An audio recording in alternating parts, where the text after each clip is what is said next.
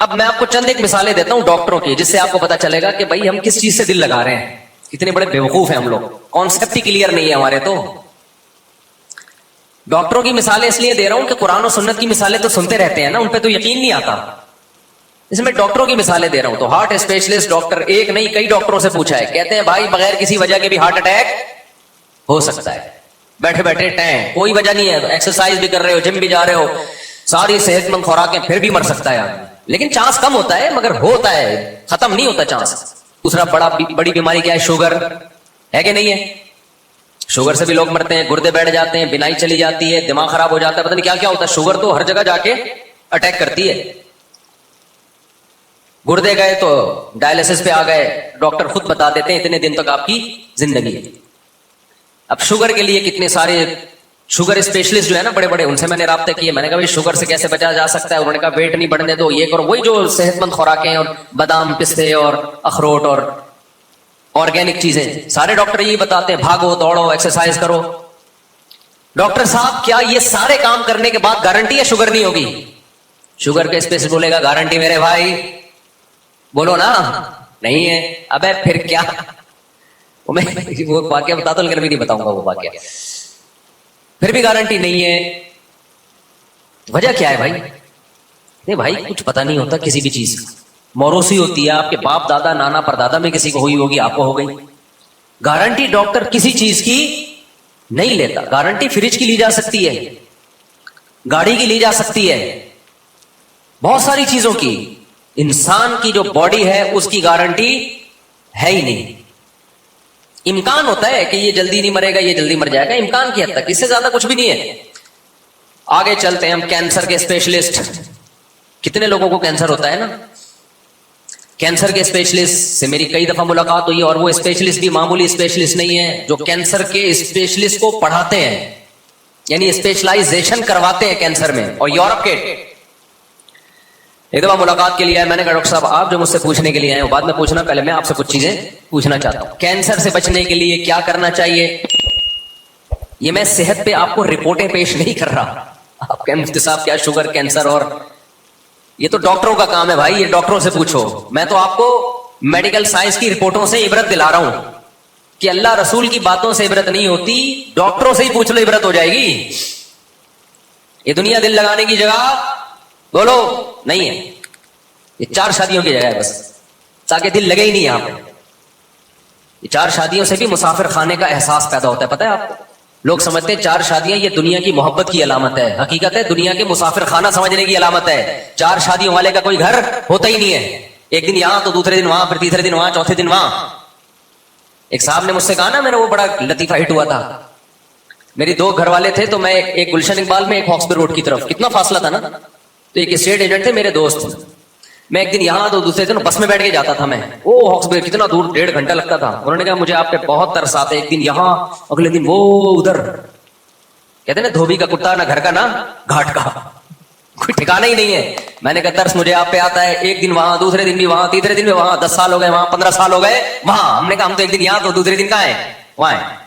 پھر میں نے ان کو بتایا کہ دنیا مسافر خانہ ہے، اس میں مسلمان کا کوئی ٹھکانا نہیں. یہ گھر ور کی محبتیں، چارپائیوں سے، پلنگوں سے، دیواروں سے، یہ ان لوگوں کا کام ہے بھائی جو دنیا سے محبت کرتے ہیں. ہمارا تو کوئی پلنگ ہی نہیں ہے، کوئی پتہ نہیں ہوتا آج کہاں سونا ہے. ہمیں رپورٹ آ جاتی ہے آج فلاں جگہ کی باری ہے، چل بھائی. مسلمان کا کوئی گھر، در و دیوار، اینٹیں بولو نہیں ہوتی. اینٹوں سے محبت، پلنگوں سے محبت، بستروں سے محبت، یہ ان لوگوں کا کام نہیں ہے جو دنیا کو مسافر خانہ سمجھتے ہیں. آپ کو پتا ہے 2 پیغمبروں نے اپنی قوم کو یہ نصیحت کی تھی. صالح علیہ السلام نے بھی، ہود علیہ السلام نے بھی. ہود علیہ السلام نے کیا فرمایا؟ وَتَتَّخِذُونَ مَصَانِعَ لَعَلَّكُمْ تَخْلُدُونَ. تم ایسے گھر بناتے ہو جیسے تم نے ہمیشہ رہنا ہے اس میں. حالانکہ اپنے پیسوں سے گھر بنا رہے تھے، کوئی رشوت کے پیسوں سے نہیں بنا رہے تھے. سوال پیدا ہوتا ہے بھائی جب اپنے پیسوں سے، حلال کے پیسوں سے گھر بنا رہے ہیں تو پیغمبر کو اس پہ اعتراض کیوں ہے؟ کیا گھر نہ بنائیں؟ اب پھر یہاں سے میرا آپ کا اختلاف کیا ہو گیا شروع. اختلافی مسائل چھیڑ دیتے ہیں مفتی صاحب. جب میں نے، میرا یہ کلپ چلتا ہے نا ذاتی گھر کوئی اتنی بڑی کوئی ضرورت نہیں ہے، تو لوگ پھر بہت اعتراض کرتے ہیں. میں نے گھر بنانے سے منع نہیں کیا بھائی، بار بار کہتا ہوں اگر بہت آمدن ہے تو بناؤ، زیادہ آمدن نہیں ہے تو مت بناؤ. کھانے پینے پہ زور لگاؤ پھر زیادہ. बहुत अल्लाह ने दे दिया पैसा तो ठीक है बना लो, और वो भी इतना बड़ा, इतना बंगला, इतना खूबसूरत, ये बेवकूफों के काम है। तो मैं आपको गुनहगार नहीं समझता ज्यादा मजबूत घर बनाने पर, बेवकूफ और अहमक समझता हूं। यानी टांगे कब्र में लटकी हुई हैं, पता है 10-20 साल के बाद मर जाना है, और अरबों रुपए फूक दिए बंगला बनाने पर, तो बेवकूफ नहीं तो और किसे बेवकूफ कहते हैं मेरे भाई। शुगर का स्पेशलिस्ट कह रहा है कोई शुगर की गारंटी नहीं है, कैंसर का स्पेशलिस्ट कह रहा है कैंसर की गारंटी नहीं, हार्ट डिसीज के कभी भी मर सकता है, फिर अरबों रुपए फूक दिए किसमें? सरिये और दीवारों में। इट इज कॉल्ड हमाकत। इसको क्या बोलते हैं? किसी भी अक्लमंद से पूछोगे बोलेगा भाई ये बेवकूफी ही है। तो हूद अलैहिस्सलाम ने कौम से क्या फरमाया? तत्तखिदूना मसानिअ लअल्लकुम तखलुदून। अपने पैसों से, हलाल के पैसों से बना रहे हो, घर बना रहे हो, घर बनाने पे हमें एतराज नहीं है, इतने मजबूत बनाते हो जैसे तुमने हमेशा रहना है यहां पे। हालांकि उस कौम की उम्रें हमारी उम्रों से बहुत ज्यादा थी, उनकी हड्डियों में कैल्शियम हमारी हड्डियों में कैल्शियम से ज्यादा था, उनकी हड्डियों में सरिया बहरिया टाउन में बनने वाले बंगले की बुनियादों में सरिये से ज्यादा था। उसके बावजूद पैगंबर उनसे कह रहे हैं तुम ऐसे घर बनाते हो जैसे तुमने यहां से निकलना है ही नहीं। मुसाफिर खाना है भाई, इतना लिफ्ट कराओ इस दुनिया को जितना यहां रहना है। सालेह अलैहिस्सलाम ने भी अपनी कौम से यही कहा। सालेह अलैहिस्सलाम ने क्या फरमाया? वतनहितून मिनल जिबाली बुयूतन फारिहीन। चट्टानों को तराशते हो और अंदर बंगले खड़े कर देते हो। कितनी मेहनत लगती है चट्टानों को तराश के बंगला बनाने में भाई, उम्रें बीत जाती होंगी। तो और सदियों तक वो घर अभी भी निशानात हैं। मैं तुर्की गया हूं ना, तुर्की के बॉर्डर पे, वहां आप देखेंगे गारों के अंदर पूरे महल बने हुए हैं। अगर उनको पता होता ना कि ये व्लॉगिंग के काम आएंगे हमारे महल हमारे मरने के बाद, तो शायद वो इतनी मेहनत ना करते। वो कहते हम तो अपने लिए बना रहे हैं। 50-50 साल लग जाते होंगे उस महल को तैयार करने में। जिंदगी में कितने साल रह जाते? 20-30 साल रह जाते थे। कहते हैं बच्चों के लिए बना रहे हैं, तो बच्चों के लिए आप प्रॉपर्टी लेके डाल दो, अगर अल्लाह ने बहुत पैसा दिया, या घर लेके डाल दो, लेकिन ये जहन में रखो कि जब ये बड़े होंगे ना, ये यहां रहेंगे नहीं। अगर बच्चे माँ बाप के घर में रहते ना, तो हम सब आदम अलैहिस्सलाम और अम्मा हुआ के घर में रह रहे होते हैं। क्या ख्याल है भाई? नहीं यार बात, मेरा ख्याल है ऊपर से गुजरना शुरू हो गई। आदम अलैहिस्सलाम ने भी सोचा होगा घर बनाऊं अपने बच्चों के लिए, सारे यहां पर होते होते ना ना ना, बच्चे जैसे जैसे बड़े हुए मार्केट से शॉर्ट होते गए। मेरे वालिद साहब ने घर बनाया हमारे लिए, हम तो नहीं रह रहे भाई उसमें। कौन रहता है भाई? सबकी जॉब होती है, कोई कहां चला जाता है, कोई किधर चला जाता है। तो इतनी टेंशन ना लो, बच्चा के लिए अल्लाह ने वसाइल दिए तो छोड़ के जाओ, लेकिन ये जहन में रखो बच्चा 2 हाथ और 2 पांव लेके आता है। अल्लाह ने कुछ उसको भी कहा है कि तू भी कुछ हाथ पांव मारेगा, लिहाजा बच्चों की ज्यादा टेंशन लेके वक्त से पहले कब्र में मत जाओ। तवक्कुल करो, अल्लाह पे एतमाद करो। ये 2 हाथ और 2 अदद पांव लेकर आया है, बगैर हाथ पांव के नहीं आ गया। ये 2 हाथ और 2 पांव अल्लाह ने पेट एक दिया है, और 2 हाथ में 10 पेटों को भरने की सलाहियत दी है। समझते हो? ये कमा ज्यादा सकता है, जितना खाएगा उससे 10 आदमियों का ज्यादा कमाएगा ये। तो बच्चों में स्किल्स पैदा करने की कोशिश करो, ज्यादा पैसा इन्वेस्ट करने की कोशिश ना करो। और मैंने देखा है जिन लोगों ने बच्चों के लिए बड़ी बड़ी जायदादें छोड़ कर गए हैं, बच्चों में कोई स्किल्स तो थी नहीं, कमाने का कोई तरीका तो आता नहीं था, वो सारे करोड़ रुपए बच्चे बर्बाद करके फिर जीरो के बैठ जाते हैं। इसलिए बच्चों में कोई काबिलियत पैदा करो, उसको ज्यादा फोकस करो। आप दौलत जमा करने को ज्यादा क्या कर रहे हो? फोकस कर रहे हो। और बच्चा बालिग हो जाए ना, पढ़ाई से ज्यादा कारोबार की फिक्र करो उसकी। पढ़ाई में आजकल कुछ नहीं रखा हुआ। पढ़ाना है तो घर में होम स्कूलिंग में पढ़ाओ। कुछ ये अलग से टॉपिक है, इस पे तो बहुत कुछ बोलने का है अभी। तो मुसलमान तो हमेशा तिजारत किया करते थे भाई। जो तिजारत में नहीं चल रहा उसको बोलो तू कमाऊ पूत बनेगा, ठीक है, तू जॉब करेगा जाके। असल तो मुसलमानों का काम क्या है? बोलो ना, बिजनेस है। साहबा ने सबने तिजारत की। ये तो अंग्रेज के आने से पहले हम तो सारे बाप दादे बिजनेस करते थे, जमींदारी और बिजनेस। ये तो अंग्रेज को दफ्तरों के लिए मुलाजिम चाहिए थे, हम लोगों को उसने बूट पॉलिश पे और कलर बना के बैठा दिया।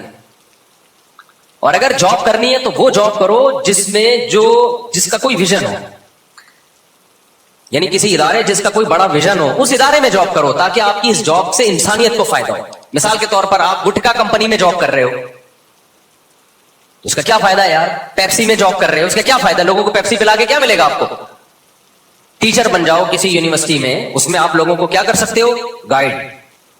आप किसी मदरसे में उस्ताद बन जाओ, वहां आप क्या करोगे? लोगों को दीन सिखाओगे। इस तरह की जो जॉब है, फौज में चले जाओ इस नियत से कि बॉर्डर की हिफाजत करूंगा, इस तरह की जो जॉब्स हैं वो तो मुसलमान को करनी चाहिए। बाकी जो आजकल जिस किस्म की जॉब्स हो रही हैं वो कोई इस्लाम उसको नहीं वो ज्यादा अहमियत देता। खैर, तो वो जो हार्ट स्पेशलिस्ट थे उन्होंने क्या कहा, कैंसर के स्पेशलिस्ट तक पहुंचा था मैं। 3 हो गए ना, एक हार्ट हो गया, एक गुर्दे की कोई शुगर की गारंटी नहीं है, दूसरा आपके दिल की कोई गारंटी नहीं है, तीसरा हो गया कैंसर। बहुत से लोग किससे मरते हैं मेरे भाई, बोलते क्यों नहीं कैंसर से। तो कैंसर के बहुत बड़े स्पेशलिस्ट के स्पेशलिस्ट, मैंने उनसे पूछा डॉक्टर साहब जरा बताएं आजकल कैंसर बहुत ज्यादा फैल रहा है, इससे कौन से असबाब ऐसे हैं जिनको हम इख्तियार करेंगे तो कैंसर से बचेंगे। उन्होंने बताया भाई सबसे ज्यादा जो चीज कैंसर का जरिया बनती है मोटापा।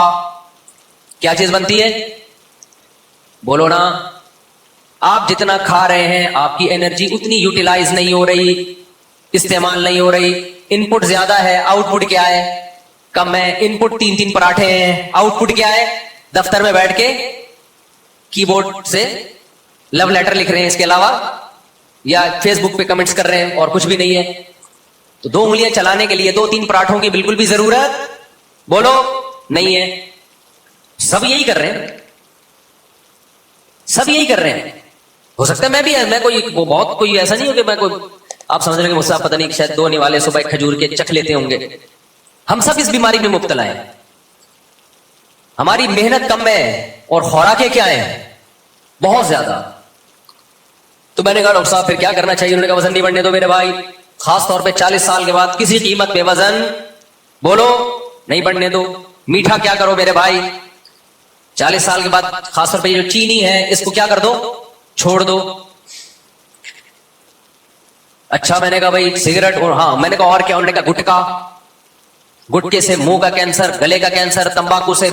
मैंने तो अपनी खुद जिंदगी में इतने कैंसर के गुटके वाले देख लिए हैं। और क्या होता है भाई, और उन्होंने कहा कि ये होता है कि जी आप सिगरेट पीते हैं तो उससे क्या होता है बोलो ना, बता दो अपनी जबान। कैंसर का इम्कान बहुत ज्यादा बढ़ जाता है। मैंने कहा अच्छा सिगरेट भी एक बंदा नहीं पी रहा, गुटखा भी नहीं खा रहा, पान भी नहीं खा रहा, वजन भी उसका क्या है फिट फाट, जॉगिंग करता है, जिम जाता है, खुराकों पे कंट्रोल है। डॉक्टर साहब गारंटी लेते हो कैंसर नहीं होगा। आपको सुन के रोना आएगा। इतना कुछ करने के बाद ना वो कहते हैं गारंटी फिर भी बोलो सब कुछ सही आ रहा हो फिर भी हो जाता है। वो मुझे फिर उसे लतीफा याद आता है, सुनाई देता हूं। इतना कुछ करने के बाद भी अब आदमी इतनी मेहनत करे तो डॉक्टर साहब गारंटी दो ना कैंसर नहीं होगा। डॉक्टर साहब कहते हैं कैंसर फिर भी हो सकता है। वो मुझे लतीफा याद आ जाता है। ऐसे मौके पे एक आदमी अपनी बीवी की कभी तारीफ नहीं करता था, उसको अच्छी नहीं लगती थी वो। तो एक दिन बीवी ने कहा कि भाई थोड़ा सा आज मैं मेकअप करती हूँ, कुछ साड़ी अच्छी पहनती हूँ, कुछ चूड़ियां वूड़ियां, बड़ा जबरदस्त जीनत इख्तियार की ना उसको। अपने शोहर से कहा बताइए ये मेरी चूड़ियां कैसी लग रही है। हाँ शोहर ने जब देखा ना बेगम पे, बेगम को से कहते यार आज तो बड़ी खूबसूरत चूड़ियां पहनी हुई है। कहती थैंक यू जी। आज तो बेगम बड़ा टाइट मेकअप लगाया हुआ है, थैंक यू जी। आज तो तुमने साड़ी भी बड़ी खानदानी पहनी हुई है, बड़ी बेगम खुश हो रही है ना, थैंक यू जी। अच्छी फिर भी नहीं लग रही है। ये सारी चीजें बहुत अच्छी तुमने पहनी हुई है मगर तुम अच्छी बोलो फिर भी नहीं लगी। हमारे एक दोस्त थे, उनको रंगीन टोपियां पहनने का शौक था जब हम कॉलेज में पढ़ते थे, कलरफुल टोपियां। मुझे ये था कि टोपी पहननी है तो ये सादा चाइना वाली। उनको शौक था नीली पीली ना बत्तियां लगी हुई उसमें, तो बड़ी चमकदार किस्म की टोपियां खरीद के, मेरे क्लास फेलो है बयान भी सुनते हैं। एक दिन मैंने उनसे कहा, मैंने कहा यार ये तुम क्या नीली पीली पहन रहे हो। कह रहे यार अच्छी नहीं लग रही टोपी। मैंने कहा देखो टोपी का अच्छा लगना काफी नहीं है, टोपी पहन के बंदा भी अच्छा लगे। ये टोपी वाकई बहुत खूबसूरत है, इसे पहन के बंदा अच्छा नहीं लगता। मैंने कहा आप क्या करो चूड़ियां पहन लो, चूड़ियां तो खूबसूरत होंगी लेकिन बंदा पहन के अच्छा लगेगा चूड़ियां पहन के। एक बड़ा खूबसूरत सा दुपट्टा है, उसमें वो पीको शीको हुआ है, दुपट्टा तो बड़ा खूबसूरत है लेकिन वो जब आदमी पहनेगा तो अच्छा लगेगा। तो हर अच्छी चीज इस्तेमाल के बाद वो चीज तो अच्छी होती है, जरूरी नहीं कि बंदा भी अच्छा लगना शुरू कर दे वो। तो उस आदमी ने अपनी बेगम की हर चीज की तारीफ की, आखिर कहा अच्छी तू फिर भी, ये सारी चीजें अच्छी है मगर तू अच्छी नहीं लगी। तो डॉक्टर साहब की उस बात से ना मुझे ये लतीफा याद आया। मैंने कहा डॉक्टर साहब उसने सिगरेट भी छोड़ दी, गुटखा भी छोड़ दिया, पान भी छोड़ दिया, एक्सरसाइज भी कर ली, खुराक पे कंट्रोल भी कर लिया, कैंसर से बचने की गारंटी फिर भी नहीं है। इसका यह मतलब नहीं है कि आप एहतियातें ना करें, चांसेस बहरहाल कम हो जाते हैं। जो हमारा लाइफ स्टाइल है उसमें तो शुगर कभी चांस है कि 90% शुगर भी होगी, कैंसर भी होगा, ब्लड प्रेशर भी होगा, अटैक से भी मरोगे। जो नहीं मरे अब तक उन पे हैरान हो कि ये मरे क्यों नहीं अभी तक। تو میں یہ نہیں کہہ رہا کہ آپ احتیاط نہ کریں, لیکن گارنٹی ڈاکٹر صاحب کی طرف سے میرے بھائی بولو کوئی بھی نہیں. اور اس سے آگے چل کے ایک اور بات کرتا ہوں میں, اگر ڈاکٹر گارنٹی لے بھی لے, ڈاکٹر کہ بھائی تیرا لائف اسٹائل اتنا خاندانی ہے نا, اوہو, کہ ابھی WHO کی ایک رپورٹ آئی ہے کہ جس کا ایسا لائف اسٹائل ہوگا اس کے بارے میں WHO کی طرف سے گارنٹی ہے کہ نہ اس کو کبھی شوگر ہوگی, نہ بلڈ پریشر ہوگا, نہ اس کے گردے کبھی خراب ہوگے, نہ اس کو ہارٹ اٹیک ہوگا, یہ 150 سال جیے گا. یہ بالفعل تو ایسی کوئی گارنٹی ہے نہیں. فرض کرو سائنس نے اتنی ترقی کر لی کہ ایسی چیزیں ایجاد ہو گئی ہیں کہ اب جی 150 سال تک یہ میڈیسن جو لے گا یا یہ خوراک جو کھائے گا وہ کب تک زندہ رہے گا, 150 سال. فرض کرو سائنس نے ترقی کر لی. مجھے ایک بات بتاؤ, کراچی میں جو گٹر کے ڈھکن ہیں ان کی کوئی ذمہ داری لے گا؟ چلتا ہوا آدمی کہاں گر جاتا ہے, بولو. نہ شوگر تھی نہ بلڈ پریشر تھا, گٹر دیکھتا ہے کہ چونکہ یہ شوگر بھی نہیں ہے, اس کو WHO نے سرٹیفکیٹ دیا 150 سال زندہ رہے گا, لہذا اس کو نیچے گرنے سے کیا کر لو, روک لو. ٹرک والا جب ٹرک چلا رہا ہوتا ہے وہ یہ دیکھتا ہے کہ یہ صحت کے سرٹیفکیٹ لے کے گھوم رہا ہے یا نہیں گھوم رہا, وہ کچلتا ہوا بولو جاتا ہے. کوئی گارنٹی نہیں ہے بھائی.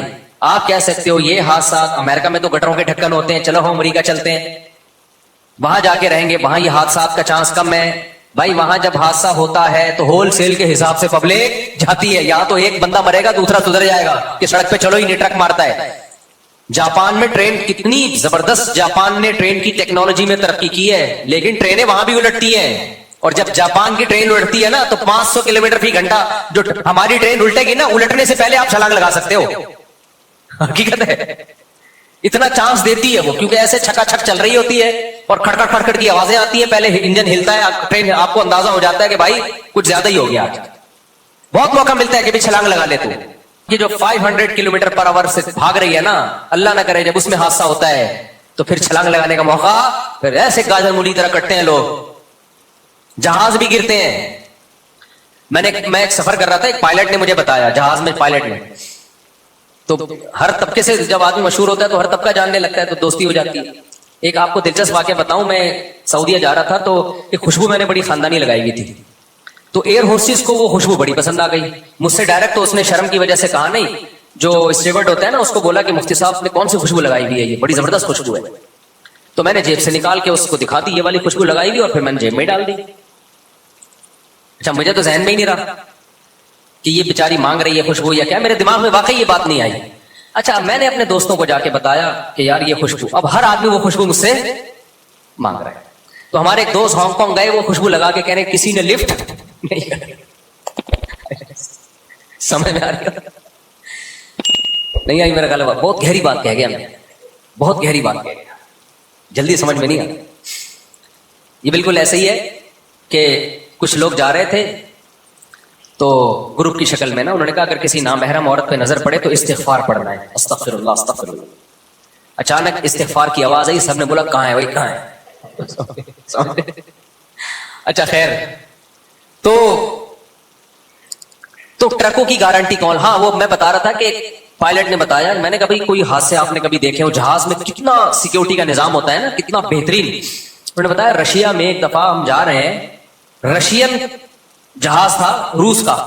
اچھا میں نے کسی بیان میں روس کو سوویت یونین کہہ دیا, غلطی سے کہہ دیا ہے. تو سوویت یونین تو افغانستان کی لڑائی کے بعد مارکیٹ سے شارٹ ہو گیا. تو لوگ ایسی غلطیاں پکڑتے ہیں, پھر طنز یہ کرتے ہیں ان کو ہسٹری کا نہیں پتا. ہمیں کیوں نہیں پتا افغانستان کی اور رشیا کی ہسٹری کا, تو یہ سبقت لسانی سے. اسی طرح میں نے ایک دفعہ بیان میں